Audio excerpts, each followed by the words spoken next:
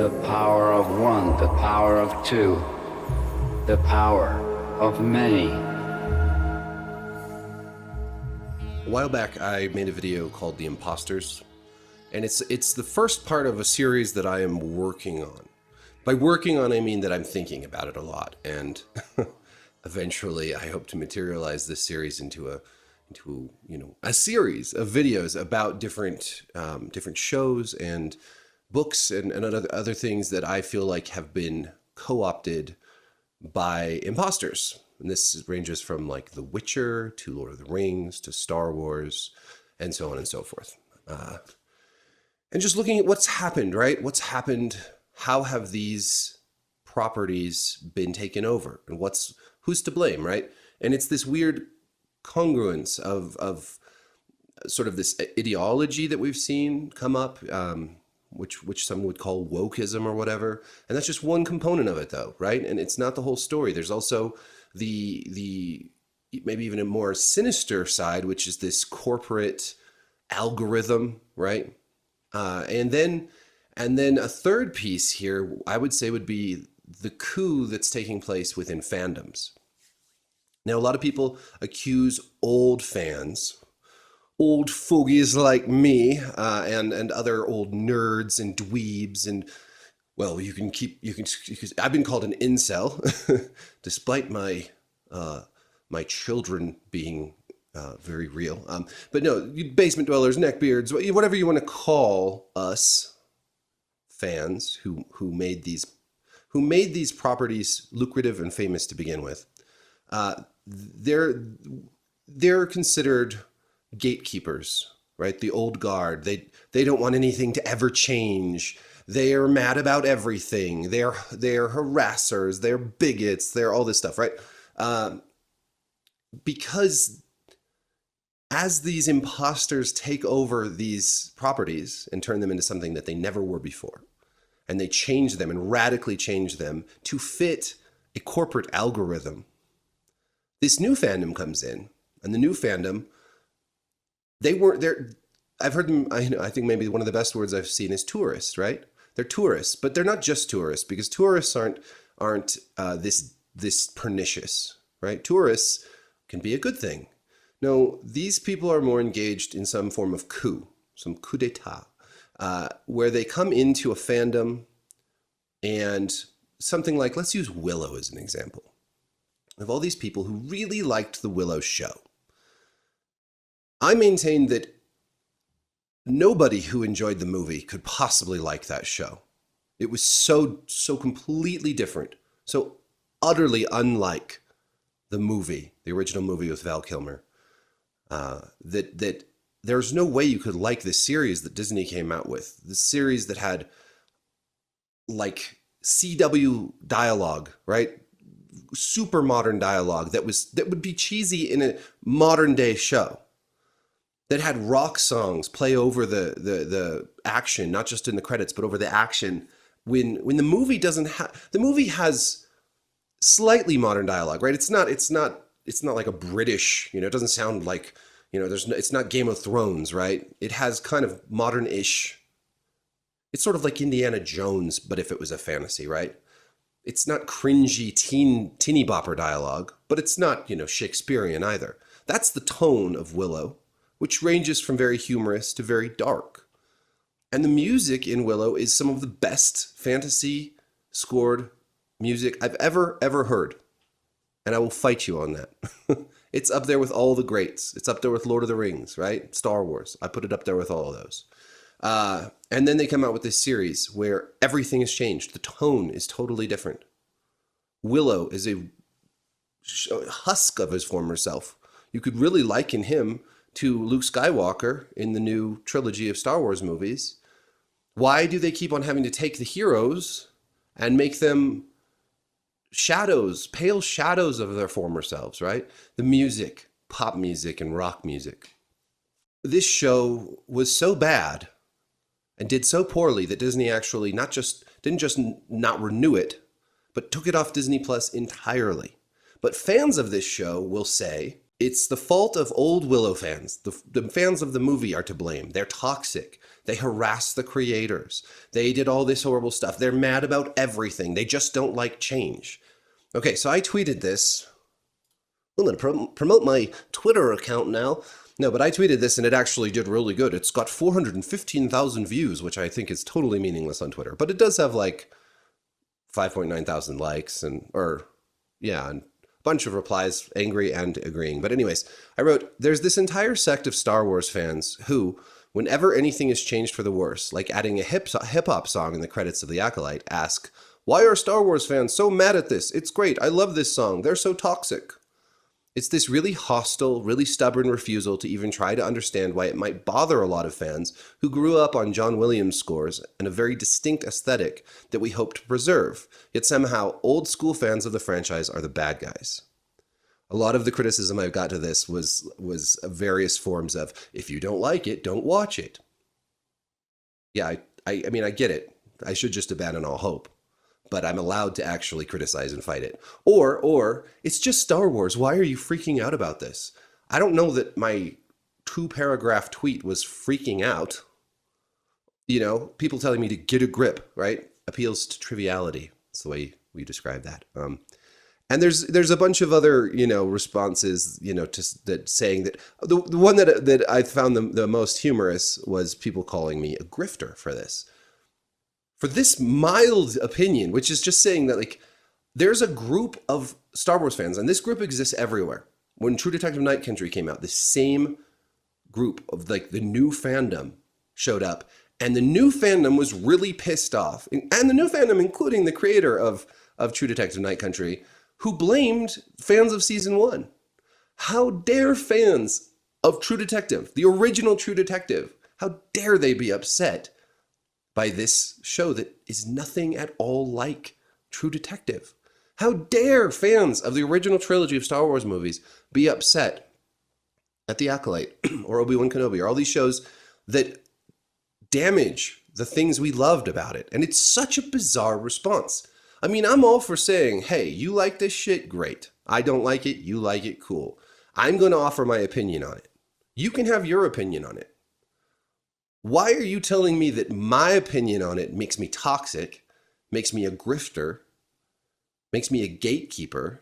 I mean, aren't you just gatekeeping your new fucking shitty Star Wars?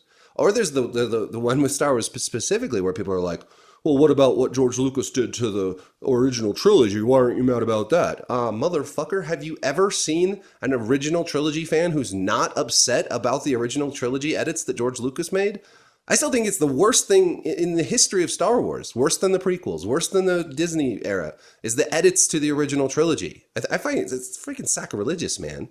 I need to stop cussing in these videos. Apparently they're being demonetized. I wouldn't want to lose the tiny amount of money I make from this grift. So this is another axis of the imposters. Because I don't think that you can be, and I'm not trying to make a no true Scotsman argument. That's a fallacy itself, right? I'm not saying you can't be a fan of Star Wars and like The Acolyte. You can be a fan of Star Wars and like The Acolyte. You just have bad taste. That's fine. A lot of people have bad taste. Bad taste rules the world, right? Like lowest common denominator rules the world. That's fine. I'm not even a highbrow critic, right? I'm a middlebrow critic. Like maybe leaning sometimes to low, but I like a range of things, right? I think Andor's the best Disney era Star Wars, and it's pretty highbrow stuff for Star Wars. But it's still Star Wars. You can like this stuff and still be a fan. You are allowed to do that. But the problem is that what this new fandom is trying to do, it's like if they're worried about gatekeeping because they're trying to pull a fucking coup. It's a coup. Like they are trying to take over. And we see this in video games. We see this in Dungeons and Dragons, all over the place. And it's not that I'm not mad that things change. Things have to change. It's okay. But can't we do it in a way that respects the source? Can't we do it in a way that respects the tradition? Like maybe this is the part of me that's conservative, right? That I believe that tradition matters. That there's a reason that we have traditions. There's a reason that things shouldn't change radically just out of the blue or to fit some fucking corporate algorithm. I'm cussing a lot. This isn't working. Right? There's a reason that we are cautious, that we look to the past, that we say, does this maintain fidelity, right? Does this stay true to the spirit, to the aesthetic, to the point of all of this? I read a quote from Harrison Ford. I don't have it in front of me right now, but he described Star Wars and the reason that it appealed to people as it's a fairy tale, right? It's something that it's heroic, right? It appeals to our need for myth. And I'll have to find that quote and put it into another video or something, maybe have a whole conversation about that, because I think that's a really important way to view Star Wars, specifically Star Wars, right? Star Wars is heroic fantasy, right from the get-go. Now, I think you can do some things to cleverly subvert that, right? Like, for instance, in Andor, when Nemec has his little manifesto that Andor is listening to, and he says, above all else, try, right? He has this great speech about how brittle tyranny is and how it's bound to fail. I love it because to me, it speaks to a lot of what we're looking at. I view a lot of the new fandom, this corporate fandom, this fandom that is defending the algorithm. I view that as an almost authoritarian sect, for lack of a better word. I'll get into that more later. But and then he says, above all else, try. Now that, of course, is a subversion of Yoda's do or do not. There is no try, right? But it's done so well that it doesn't really undermine what Star Wars stands for, because Andor is ultimately a heroic rebellion show, right? It's not undermining the Jedi. It's giving us a grittier look at the rebellion, but the rebellion is still heroic. You know, there are multiple speeches in that show that are the best writing in Star Wars, period, including the last one from Marva after she's dead, and it's a hologram of her, and she's talking about rising up and fighting. She said, if I could do it again, I would get out of bed and fight these bastards sooner, or whatever. I'm paraphrasing badly, but it's inspiring, honestly. And that is what Star Wars is supposed to do in one form or another, right? It's not supposed to, I'm not saying that all the Jedi have to be good, but we've already dealt with that. We've already seen how Jedi can turn to the dark side. So the Acolyte's not doing anything new. And all the new fandom that says, oh, it's so great to see what the Acolyte's doing. It's so new and refreshing. It's like, you just haven't been paying attention. Probably because you weren't actually fans until recently, just like all these people that have showed up to play D&D and are like, hey, we're here now. Bye. You can all leave. We don't need you anymore. Gamers are dead, right? It's all connected, man. It's all connected. I did a long interview with Tachyon Blue about Gamergate, and made me think about those Gamers Are Dead articles from a decade ago. It's the same thing. We don't need you anymore. We were the ones who called you nerds in high school and made fun of you for playing D&D and playing video games. And now we're in charge of these things you loved. We've taken over. We've thrown this coup. We are also doing it in the name of social justice because we want to make ourselves look good and feel good about ourselves, which, you know, most white people who are really, really strident about social justice shit are just trying to make themselves feel better about everything. And so it's this triumvirate, right? It's this coup going on in the fandoms. It's the social justice movement, the wokeism, which provides cover more than anything. It's not actually helping people for the most part. It's providing cover for the fandom to defend the corporations, which are using their algorithms to try to create a new audience that'll just buy up all the shit that they're shoveling into them, right? Don't talk about it. It's just Star Wars. Just consume more, consume more, consume more, consume more. That's how I view all of this. And it is broad strokes, I realize. But you can see it, True Detective, The Witcher, Star Wars, Marvel, all across the fandoms, all across the different properties, right? All across the franchises. And I would say this. I would say, you know, if you want to create something that's not the way Star Wars used to be, then maybe you should just create something new. Why can't you do that? Right? Create something new. Why does it have to be Star Wars? Why does it have to be D&D? I'm not even against like D&D saying, hey, maybe we should be a little more sensitive to some things, right? That's okay. Like maybe there are some things that come across the wrong way and you didn't mean them to. And like you do want to adapt with the times, right? There's a reason we don't have like D&D books filled with N-bombs and stuff. Like obviously we want to have a relatively respectful,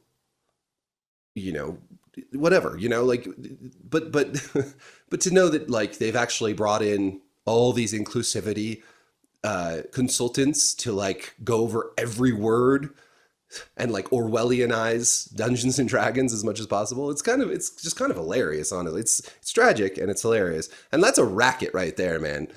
I should have gone into inclusivity consulting. That's just like, you can do whatever you want because no one wants to like go like in this culture of fear. No one wants to go against that.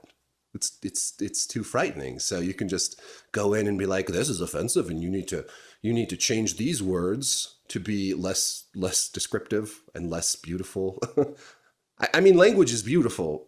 And the more you subdue language because you're worried it's going to hurt people, the less beautiful it becomes. It was George Carlin who did this bit on shell shock. He talks about how, this is what I'm talking about here about making language safer and making it more, but he talks about how shell shock, it's a very descriptive term to describe like what happens to soldiers after they come out of war. And then that was changed, eventually to like post-traumatic stress disorder, right?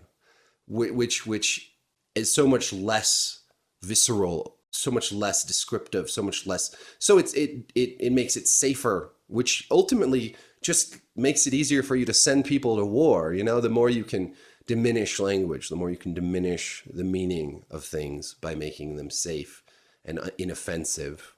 So when I say this as someone who doesn't like to offend people, I don't. I'm actually like, I like to be very respectful. Like when I talk, I really value civility a great deal. But I value it because I think it's important because we choose to be civil. We choose that. Imposters. They are here. And I'm not trying to gatekeep. I think everyone should be able to be fans of Star Wars and The Witcher and all these things. But if you come in and you change it, and you just change the very nature of the thing, well, then I don't think you're actually a welcome guest. It's a hostile takeover. It's an invasion, right? And maybe ultimately at the end of the day they'll win, but I think that the victory comes at a cost. I think that this, as I've said before, the appeal of these franchises was in the way they were, and they drew in, something like Star Wars, Marvel. It drew in women, even though it was geared towards men, because of the half-interested girlfriend effect. I've talked about that before too, where it's appealing to people of both genders, of all races, because what it is good, the way it is. You change it fundamentally, and then a lot of the people that were drawn into that, they don't actually stick around either. Everybody leaves, and then these corporations with their fucking awful algorithms and all their bullshit just have empty vessels left. So maybe we do go out and create something new and better. I don't know. What do I know? I don't have, I don't have the prognostication required to see what happens down the road, but I do think we've seen it happening. The Acolyte is the second worst debut of any show. Andor was lower, but Andor, again, highbrow. It's never going to appeal as much. Acolyte's low. It should be way higher for its premiere than it was. And it's way down there below any other Star Wars Disney Plus show. And Marvel, since Endgame, has just collapsed because most of the shit that's come out has been bad. And maybe that's just too big of a project to maintain what they're trying to do. But I suspect that when you ignore the core audience of the thing that built your empire, you're going to face problems. So, word to the wise. Thank you for watching. Like, subscribe, hit the notification bell, leave a comment. I really appreciate you all continuing watching my videos. I know sometimes I just disappear for weeks. I'm trying to change that because I would like to have more than, we're up to like almost 17,000 subscribers. Why not 170,000? Tell your friends, tell your family. All right, bye.